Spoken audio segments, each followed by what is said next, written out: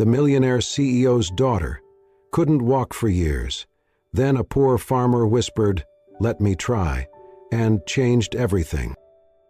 She tried her best, and then she collapsed. A father's voice choked with grief. "I have the whole world, but I can't give my daughter the legs to stand up again." Lucas Thorne paused mid-swing.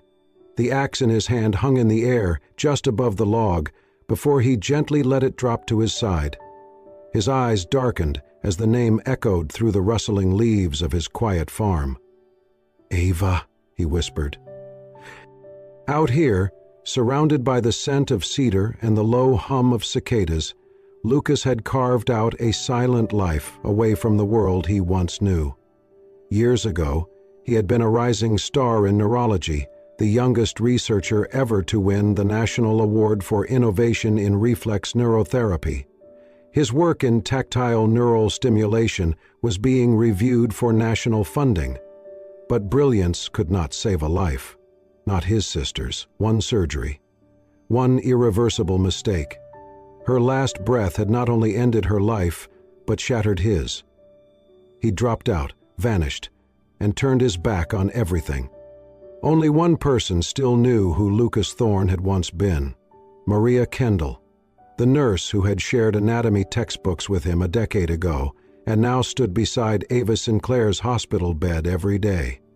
She had seen the girl's spirit wither under the sterile weight of broken promises from the best doctors in the country.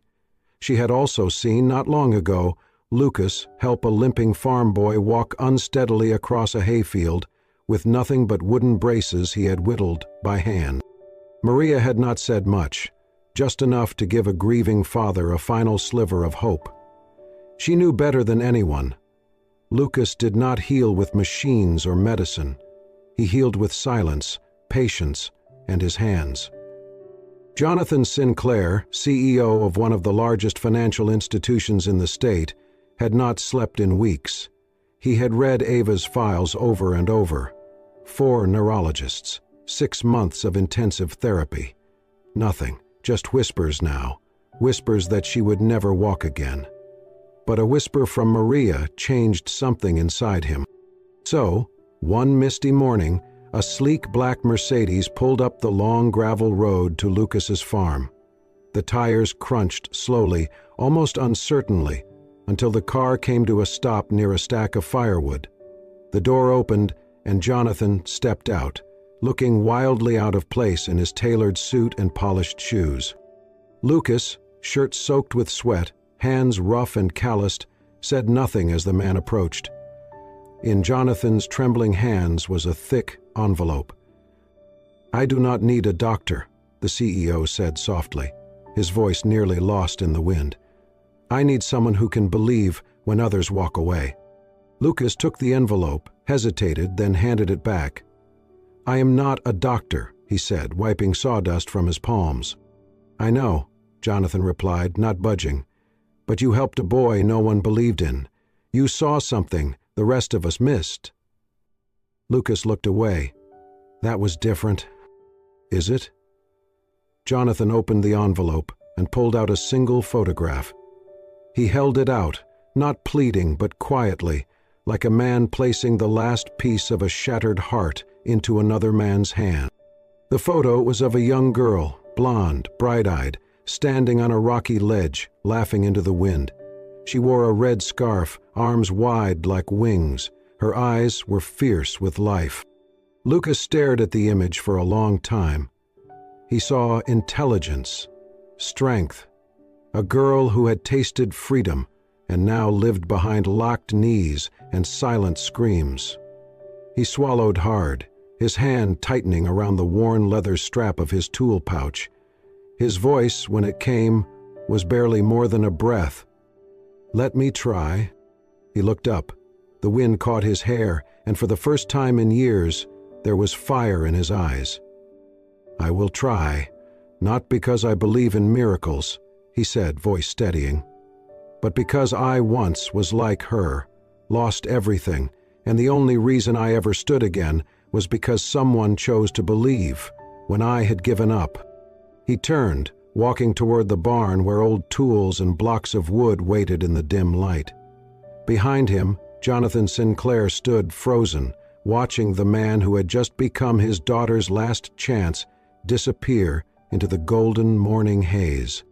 The Sinclair estate loomed like a marble fortress, gorgeous, immaculate, and completely devoid of warmth. Lucas stepped out of the modest pickup truck and stood for a moment at the iron gates, taking in the sprawling mansion. It was a place built to impress, not to heal. A nurse greeted him at the door. Her voice was soft, eyes shadowed with fatigue. "She knows you're coming. She does not want to see anyone." Lucas nodded once. He said nothing as he followed her through glittering hallways filled with silence. Expensive art lined the walls. Every surface sparkled. And yet there was a hollow weight to it all. Luxury without life. They stopped outside a heavy door. The nurse hesitated. "She has not spoken in 3 months. Not to me, not to the doctors, not even her father." Lucas glanced at the door. "I am not here to force anything." He turned the knob gently, pushing the door open just enough to slip inside. The room was filled with light, but felt utterly still. Ava sat in a high-backed wheelchair by the window, her face half turned away, a blanket wrapped around her legs. Her golden hair had dulled, and her shoulders slumped like someone who had forgotten how to carry their own weight.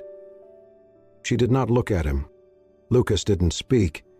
He simply walked to the small table beside her bed, reached into his satchel, and placed a small block of smooth cedar and a slender whittling knife upon the polished wood. Then, without a word, he turned and walked out. Later that evening, Ava stared at the block of wood. She touched the knife briefly, then pulled her hand away.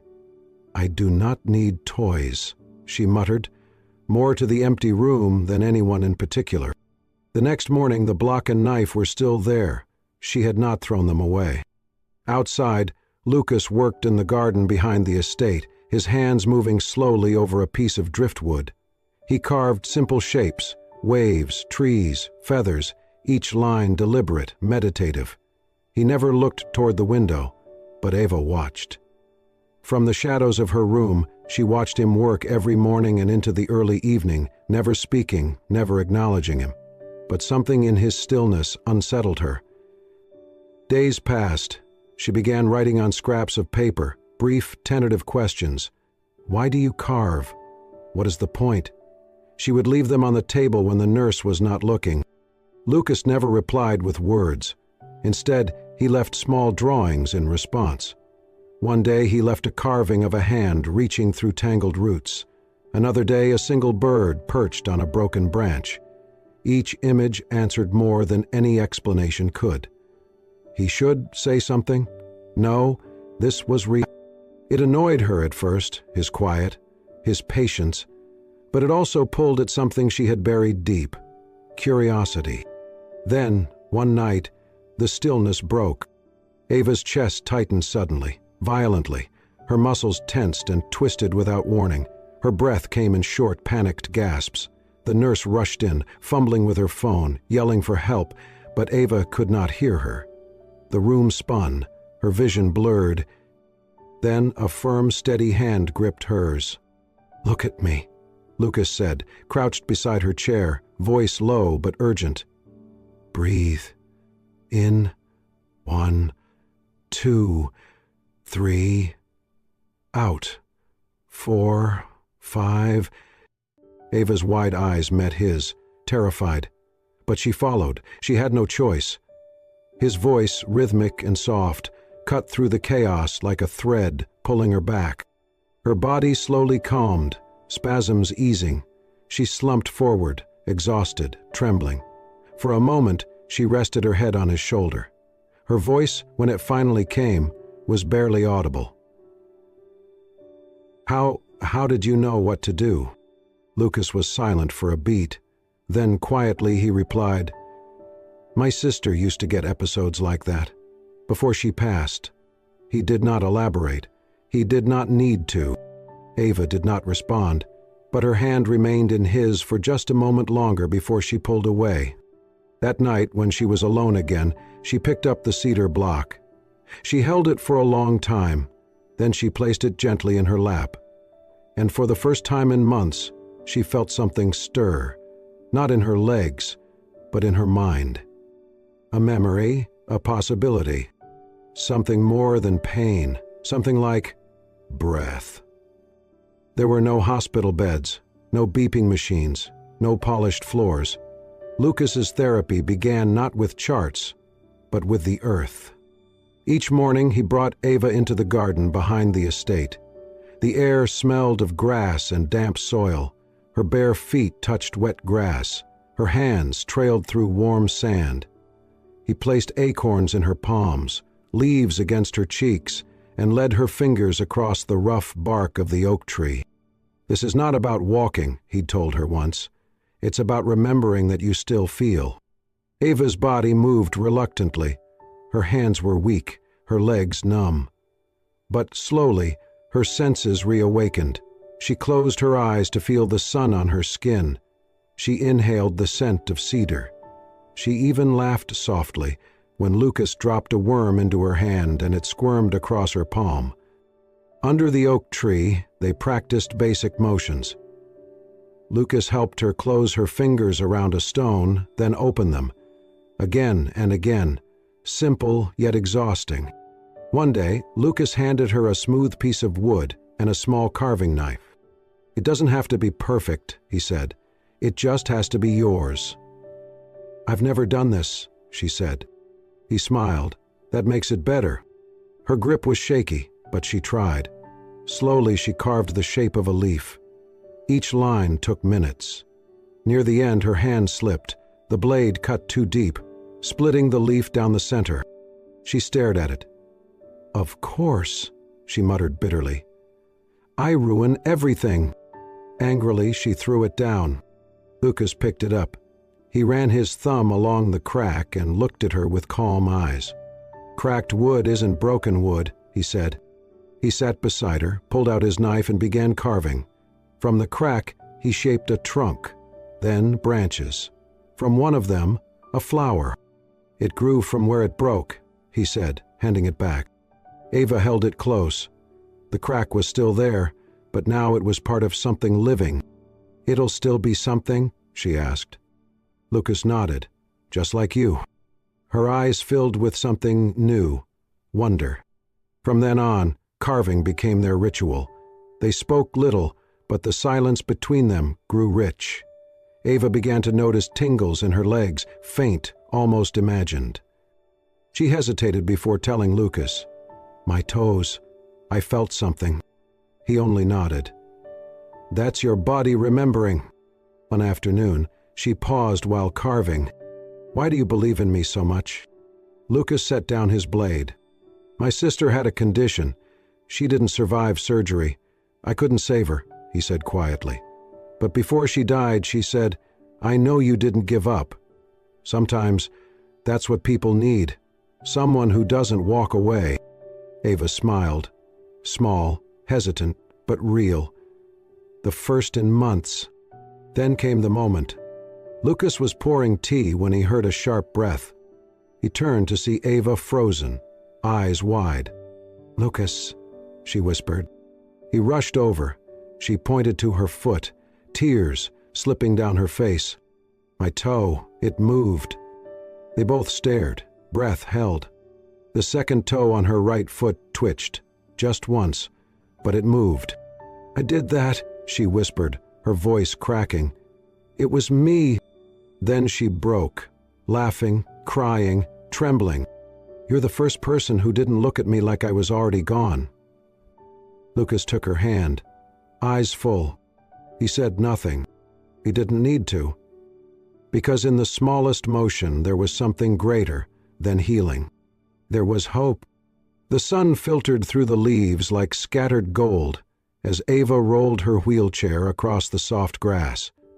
Lucas waited by the old tree, just as he did each morning, a wooden walking frame beside him, handcrafted with soft padding and smooth edges, molded by hours of care. "Ready?" he asked. Ava nodded. With effort, she placed her hands on the sides of the frame. Her arms shook, her breath caught, but she pulled herself up. Her feet felt like anchors, heavy and reluctant. Yet slowly, inch by inch, she stood. Her body trembled, but the ground felt real beneath her. Every day, she repeated the ritual. Lucas never pushed. He simply stood nearby, silent, a steady presence. And each day, the seconds standing grew longer. Her muscles began to whisper instead of scream. Her balance learned to trust itself again. When she wasn't practicing, Ava painted. Her right hand still lacked control, so she used her left. The brush strokes were clumsy, but her heart guided them.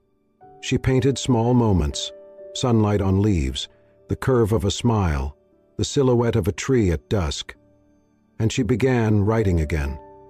Her journal, long abandoned, filled slowly with shaky letters and uneven lines. Today I stood for 7 seconds. Lucas said nothing, but I saw the pride in his eyes. I felt the wind on my face. I didn't feel broken. Bit by bit, she let herself speak, in fragments at first, then in stories. One afternoon, under the shade of the oak tree, Ava held a piece of bark in her lap, her fingers running along its edge.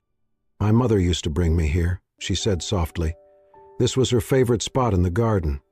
She'd sit with a book while I danced around in the grass." Lucas looked at her, not with pity, but with quiet acknowledgement. "She died last year. Stroke, sudden. We didn't even say goodbye." She inhaled sharply. "After that, it all fell apart. I felt like I was carrying her grief and mine, and when the accident happened, I think a part of me believed I deserved it." Lucas did not respond with philosophy. He simply handed her a piece of wood and began carving beside her. Their tools made soft clicks in the silence. That silence, Ava realized, was safety. She was no longer alone in her grief. Later that week, Ava asked to be taken to the corner of the garden where her mother was buried. It was the first time she had gone there since the funeral. She wheeled herself down the winding path, the wind lifting strands of her hair. Lucas stayed behind, watching from a respectful distance. Ava placed a tiny wooden carving of a flower at the foot of the gravestone. Her fingers trembled as she traced the engraved name. "I miss you," she whispered. "I'm trying, Mom. I really am." The sky turned golden as the sun dipped low. She sat there for a long time, letting the silence settle around her like a blanket. Then, it was late afternoon. The light painted the trees in warm amber. Ava was practicing with the walking frame again, gripping 2 handcrafted wooden canes Lucas had given her. Her breaths were even, her gaze focused. And then, slowly, almost impossibly, she let go of the frame. Just her canes, just her body. 3 seconds. She stood for 3 full seconds. It might as well have been 3 hours. Unseen, Jonathan Sinclair had come around the corner, his phone in hand, half-heartedly answering a call. He froze when he saw her. The canes wobbled. Her knees shook, but she was standing. Her daughter, who doctors had written off, stood tall, spine straight, eyes fixed on the horizon. He dropped the phone. "Ava," he whispered. She turned slightly, startled. Then she smiled, weak, uncertain, but radiant. "I'm getting stronger," she said. He took a hesitant step forward. His voice cracked. "You're standing," she nodded, "for 3 seconds." He covered his mouth with his hand, eyes welling. The man who had built an empire, who had faced boardrooms and political storms without blinking, now stared at his daughter as if seeing her for the first time. "You're blooming," he whispered. Ava let out a laugh, breathless but proud. "I think," she said, "I finally believe I can."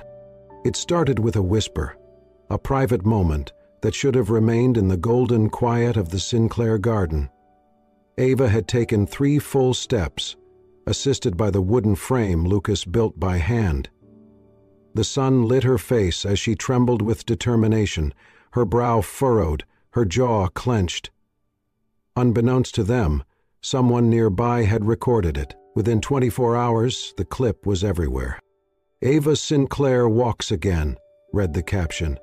"After years in a wheelchair, a farmer helps her defy the odds." The footage spread like wildfire across social media. Shares, likes, comments by the thousands. A real-life miracle, a second chance. Who is the man behind the recovery? Major news outlets picked it up next. Headlines screamed. A wooden frame and a whisper. How a recluse farmer restored hope to a millionaire's daughter. Can woodworking heal the spine? The hands that touch the soul before the body. Reporters camped outside the Sinclair estate.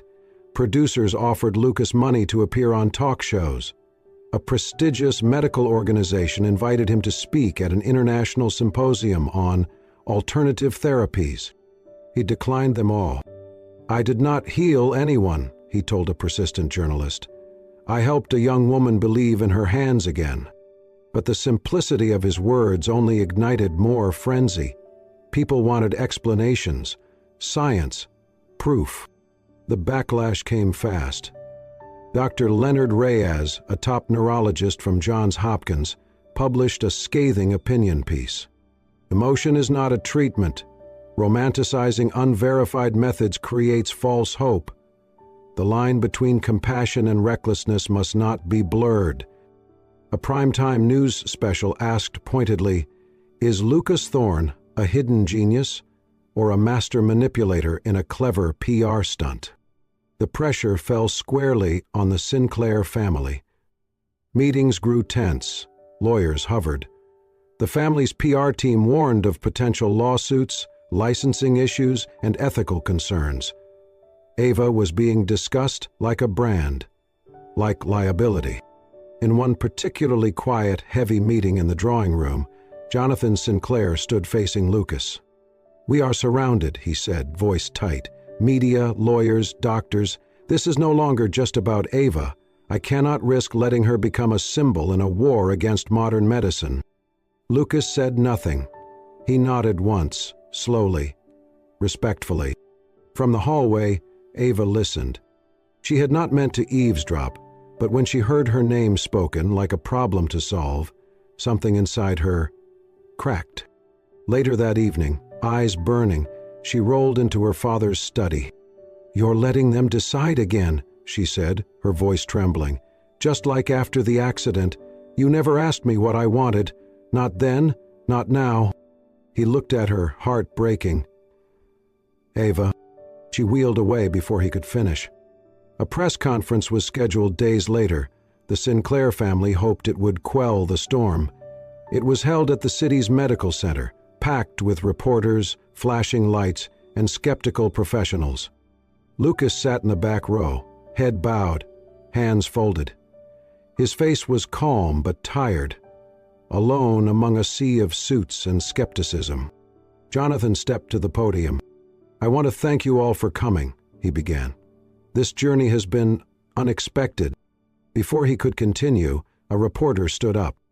"Mr. Thorne," the woman asked sharply, "you have no medical license, no formal therapeutic certification. You worked with a minor without medical oversight. Do you realize the implications?" Silence filled the room. Lucas did not respond. Another reporter chimed in, voice harsher. "Are you selling a dream without science, Mr. Thorne?" Lucas lifted his gaze slightly, not angry, just steady. Before he could speak, the doors at the back of the hall flew open. Gasps rippled through the crowd as Ava Sinclair rolled down the aisle, her wheels cutting a path through the tension. She did not stop until she reached the stage. "Stop," she said. The room fell utterly silent. She turned to the crowd, her voice clear, eyes burning with clarity. "That man," she pointed, "did not ask to treat me. I asked him. Not because I wanted to be healed, but because I needed someone to see me. Not as a case, not as a statistic. As a person." She paused, her voice shaking with emotion. When every doctor told me what I could not do, he asked me one thing: "Do you want to keep going?" That question saved my life. No one moved, no one spoke. Then, slowly, her father stood. His eyes filled with tears he no longer cared to hide. And he began to clap. One by one, others joined. Cameras were lowered. Pens stopped scribbling. It was no longer about headlines or controversies. It was about a girl who had found her voice, and a man who had never needed to raise his to change everything. Lucas met Ava's gaze from across the room. In that look was everything: gratitude, pride, and something far deeper, a truth that needed no defense. The silence returned, but this time it hurt. After the press conference, the world buzzed louder than ever. Opinions, invitations, criticism. It never stopped. Lucas, never one to chase attention, felt the weight of it all, not for himself, but for Ava. Her name was now caught in a storm that had nothing to do with her healing, and it terrified him. So he packed his tools. No ceremony, no goodbyes.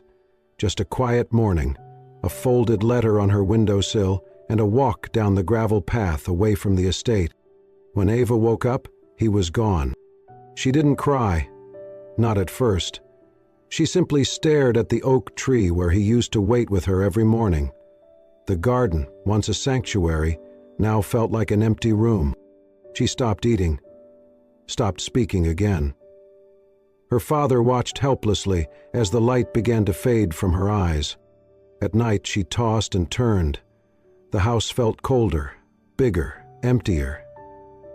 One morning she wheeled herself to the workshop where Lucas used to carve. Dust had begun to settle, but the shelf, his shelf, was still lined with tiny wooden pieces, shapes he had made and left behind. She touched each one: a tiny bird, a spiral, a cracked heart stitched back together, and then a small block of pine. On it, in Lucas's careful carving, were 5 simple words: "Every scar is a seed." Her breath caught. Hands trembling, she took the block to her room and set it on the windowsill. Then, without calling anyone, without asking for help, she pulled herself from bed, slid her feet into her braces, gripped her walking frame, and made her way to the back garden. Step by step, slow and stubborn, she moved across the grass. Until her legs gave out. She collapsed. Her palms scraped against the stone path. Her knees buckled. The pain shot up her spine. She bit her lip to keep from screaming. Footsteps rushed toward her. It was her father. He dropped to the ground beside her, panic in his eyes. "I'm fine," she whispered, trying to push him away. "Haven." "No," she said, voice breaking. "You do not get to speak for me. Not this time." He froze. Tears slipped down her cheeks. "I don't want to lose him, Dad. I don't want to lose the only person who ever saw me as more than a girl in a chair." Her father's hands shook as he helped her sit upright. "Then we will bring him back." A few days later, a new sign appeared at the gate of the Sinclair estate. Not in polished brass, not engraved in glass. It was wood, raw, simple. Carved into it were the words, "I still need my farmer." Lucas saw it before he saw anything else. He had been living on the edge of town again, in a small cabin near the woods, working quietly, avoiding screens, avoiding headlines, avoiding hope. But that sign, crooked, imperfect, beautiful, stopped him in his tracks. He stood at the gate for a long time before it opened. And Ava was there. She was standing, not perfectly, not steadily, but standing. Her hands gripped the wooden canes he had made. Her legs quivered beneath her, but her eyes held. She smiled, and it was full and true. "You forgot to finish a piece," she said, nodding toward the sign. Lucas stepped closer. She reached out, her hand finding his. "It was never about healing," she whispered. "It was about learning how to live again. He pulled her into a careful embrace, arms steadying her trembling frame. And for the first time in a long time, Ava felt completely whole. Not fixed, not cured, but alive. The world had moved on, but Ava had just begun. Each morning she woke before the sun, stretching limbs that still ached but no longer felt foreign. She walked, slowly, carefully, with her wooden frame along the garden path.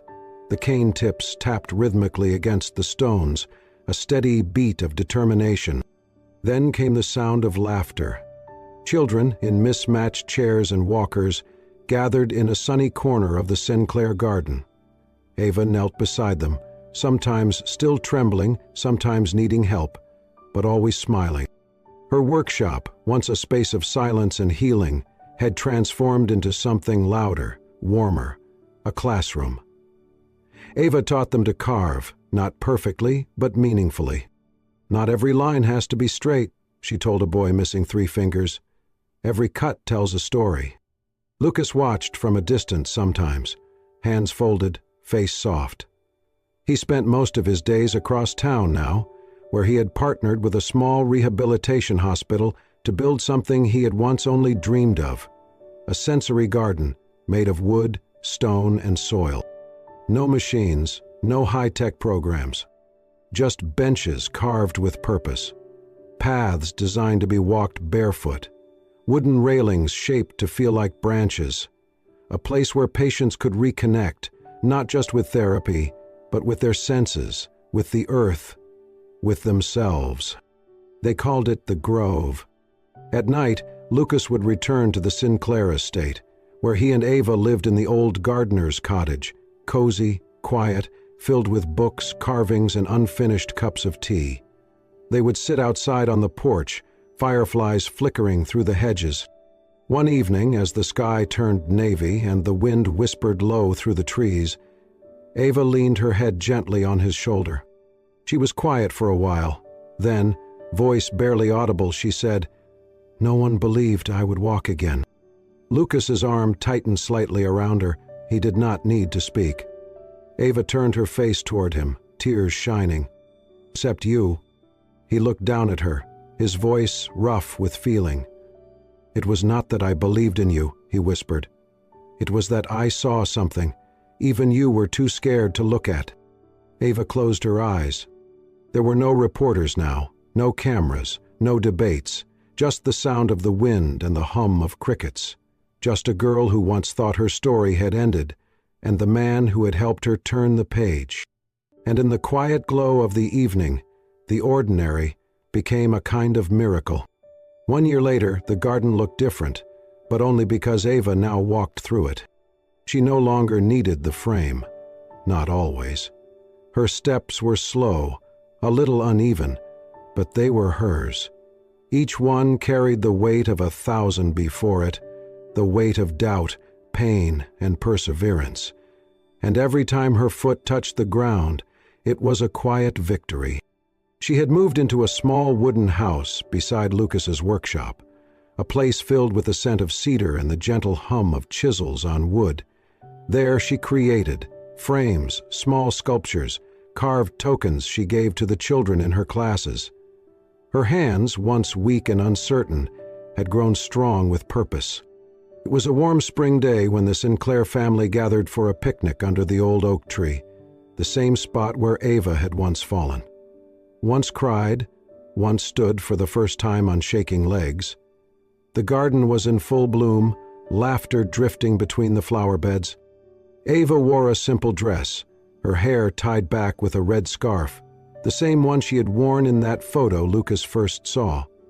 Her father sat beneath the tree, watching her with the kind of peace he had not known in years. Lucas was tending the grill, his hands moving with practiced calm. Nearby, his young niece Ella played with wildflowers, twirling in the sunlight. Then, suddenly, she skipped over to Ava, holding something in her small hand. "Uncle Lucas said to give you this," Ella said, smiling wide. She opened her palm. It was a ring, delicate, carved from polished bark, wrapped with a tiny silver thread. Inside, burned into the wood, were the words, "Hope grows here." Ava blinked, lips parting in surprise. Before she could speak, Lucas walked over and knelt in front of her on one knee. "I did not make that to heal you," he said, voice rough with emotion, "because you were never broken." He reached for her hand, his eyes locked with hers. "You are not what I fixed. You are what brought me back to life. Will you marry me, Ava?" Her breath caught. Then, through tears and laughter, she nodded. "You are not late," she whispered, her voice shaking. "You came just in time to walk the rest of this path with me." Behind them, Jonathan Sinclair stood with a glass of lemonade in hand, eyes glistening. He looked up at the sky with a soft smile. "She found someone who truly sees her," he murmured, as if speaking to the breeze. "You can rest easy now, love. Our girl's going to be just fine." And in the golden glow of the afternoon sun, surrounded by laughter, wood shavings, and wildflowers, a chapter closed, not with the sound of applause, but with the quiet beat of two hearts choosing each other. One step at a time. In a world that often rushes past the quiet miracles, sometimes all it takes is one whisper, one hand reaching through the darkness, one person who chooses to believe when everyone else walks away. Ava didn't just learn to walk again, she learned to live, to love, and to rise from the ashes of her own fear. And Lucas? He didn't just help her heal, he found the missing pieces of himself in the process. Because healing doesn't always come in hospitals. Sometimes it grows in gardens, in carved wood, in shared silence, and in the brave decision to try one more time. If this story touched your heart, if it reminded you that resilience can be quiet and love can be carved by hand, then make sure to subscribe to Soul Stirring Story. Here, we bring you tales that don't just entertain. They heal, they inspire, and they stay with you long after the screen fades to black. Until next time, keep believing in the beauty of second chances. Subscribe now and let your soul be stirred